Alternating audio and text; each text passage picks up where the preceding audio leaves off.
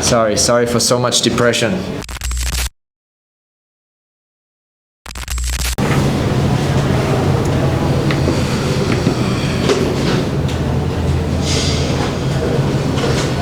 Okay. Gigi, it's not a great start for KL City this season. So what's your comment and thoughts about this issue? And you play 10 men against 11 men, 10 against 10. So how will you react with this situation? You are maybe the experienced player in KL right now.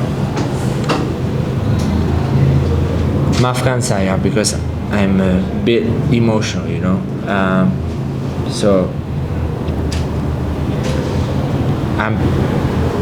It was not easy.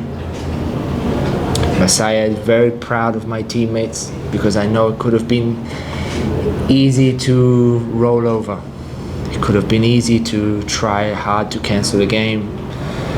And my teammates are brave. This situation is not a situation we are used to, you know. But from saya perspective, this situation is what I love about KL. How many times in this 6 tahun have we had a problem? And still they go out and they fight. Kamal plays center midfield. Never played center midfield in his life. And he run and run and run and run. And Kenny and Adam and Paulo come back from 5 games. And I try my best, obviously. But, Mang, if I can say one thing, we got murdered out there today. That was not nice to experience. From somebody who loved the club. After I want to cry my eyes out because I don't want to do that. But I'm proud, very, very proud, that every single minute my teammates kept trying and kept trying and kept trying. You know, we've had 2 bulan no gaji and we still come to training, we fight and we fight. Now we have a situation like this where you don't have enough players and nobody said a word.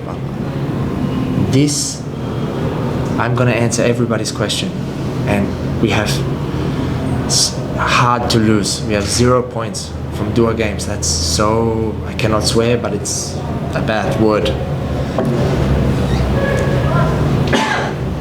But that is the most sampai mati Kuala Lumpur performance that you could possibly ask for. Yus play kanan. I don't think he played kanan for 2 tahun, bro, next to me. He never played it. And he have to play. All of a sudden you have to play 90 minutes. Patiman is injured. And for me, the only thing I can take from that, and the only thing that I'm going to say, esok pagi when we train, is you show heart. You show heart. This is the KO way. This is the kid that I hope, like Dr. Dola said, like Coach said, they say everything is done. They say all the players are registered. Inshallah, Saturday come and we have our strong team and you can see how good we can be and we can fight. But I want to use today's example. How many teams would have done that? Would have come out there and fought and fought and fought. For me, not many. Even teams that are better than us. But that's the band of brothers that I have. That's the band of brothers that 5 years I play with Kenny. And we're jumping and dying and scratching and kicking and blocking.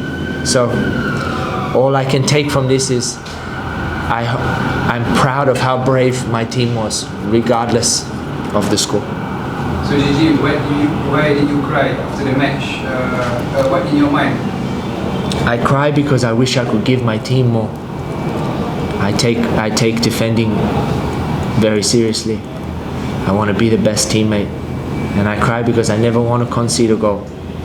And every time, if I go kitty and the guy on the kanan score, then I blame myself because I want to be perfect for my team. You know, they call me KL Gigi, but KL is first. I love this team, I love this club. So I get sad because I don't want, whether it's 500 or 50,000 fans, man. They are like my family. So are my brothers on this team. So it makes me sad that I cannot block everything, that I cannot stop everything, and I hurt, bro. So after this chaos, Dr. Dola said that you will get a full team this Saturday. Do you think the KL will boom back? I hope so. I hope so. I hope that we can use this. You know, we can use this to bond together. Not everybody goes through this situation, and I feel like that's one thing about KL that we do well. Is I cannot say the bad word, but we bond through the you know. So I really hope. But we have a strong team. But when we have all our players that are accessible, we have many good players. So I pray. Maybe this is the worst experience you ever as a football player. Yeah. About this, you play 10 man. Was very... Yeah, it was not. It's not easy, bro. It was not easy. It's got to be one of the worst ones. But you know, we can point fingers and you know, the registration was late, or this problem happened, or this problem happened. But it's the situation. I'm not saying anything bad about the clubs, but you know, we have all chosen to stay at a club like this. You know, we never tried to go to some of the bigger ones where things are a little bit more organized, and we've stuck together as long as we can. You know, and this was a hard thing to experience, man. But I pray that I'm talking to you in a couple months, and we are in a much better position, because the club deserve that, the fans deserve that, and those players out there deserve that. So from top 4 last season in Liga Super, so what's your hope in pelbagai KL this season? Realistically, there's a budget change and there's a bit of a transition. But we've lost Nicolau, Victor, Gomez, Kepa. So you know, it happens. It happens that clubs change their budget. So we are in a bit of a transition. So I cannot put the expectation on these new players that I've had for, you know, 4 years in a row, finals and stuff. I cannot put this pressure on them. So for me, I just want to keep it's hard to say when you just get smashed 6-0, but I want to keep the culture of a tough team to verse. Keluarga, KL City, that we come and we fight for each other. And I hope to keep in the top 6. That's something that we have managed to keep every year. Do I think we're going to be competing for the top 3 like we were last year? No, I don't think so. That's not realistic. But I understand that we are changing.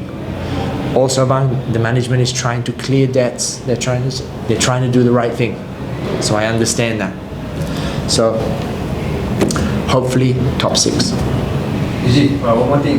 Tonight we can see that you still as an import. Yeah.